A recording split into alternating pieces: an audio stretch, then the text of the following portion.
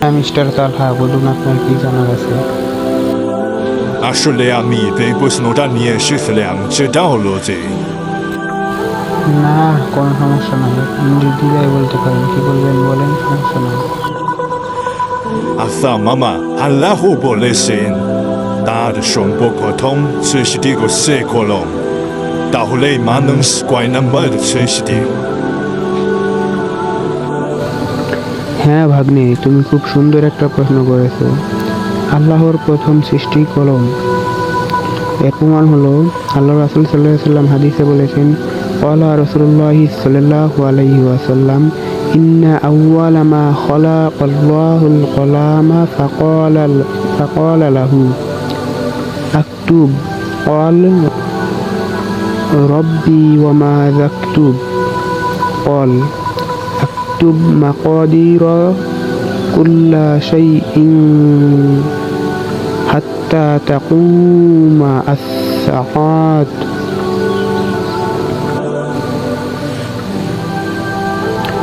রাসূলুল্লাহ সাল্লাল্লাহু আলাইহি ওয়াসাল্লাম এখানে বলেছেন, নিশ্চয়ই আল্লাহ সর্বপ্রথম কলম সৃষ্টি করেছেন।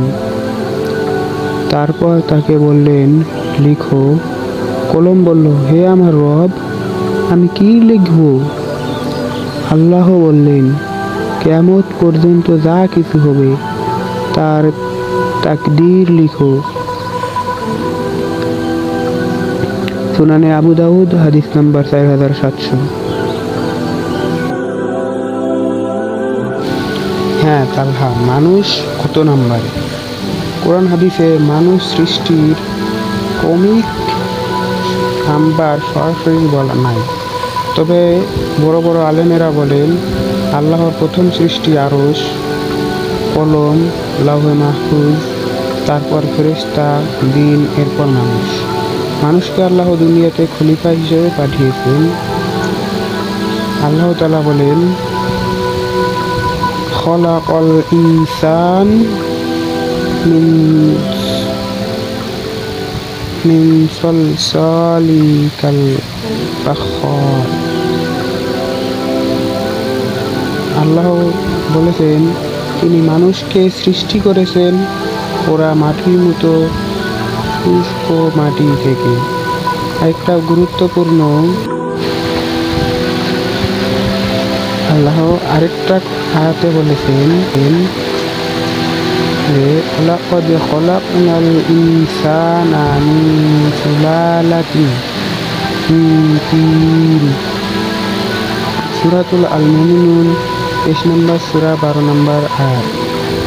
মানুষকে সৃষ্টি করেছি মাটির সারাংশ থেকে। আল্লাহ প্রথম সৃষ্টি কলম, এটা সহিহ হাদিস দ্বারা প্রমাণিত। আর মানুষ আল্লাহর অন্যতম শ্রেষ্ঠ সৃষ্টি, যাকে তিনি নিজ হাতে বানিয়েছেন এবং ফেরেশতাদের দিয়ে সিজদা করিয়েছেন। আর কিছু জানার থাকলে বলতে পারবেন। ধন্যবাদ। আজকে আর কিছু জানার নেই, আজকে জীবনটাই। Thank you. ভালো থাকবেন, সুস্থ থাকবেন, আল্লাহর ইবাদত করবেন। তো বন্ধুরা, ভিডিওটা কেমন লাগলো কমেন্টে জানাও, আর হ্যাঁ, শেয়ার করতে ভুলো না কিন্তু। ধন্যবাদ সবাইকে, ভালো থাকবেন, সুস্থ থাকবেন, আল্লাহ হাফেজ।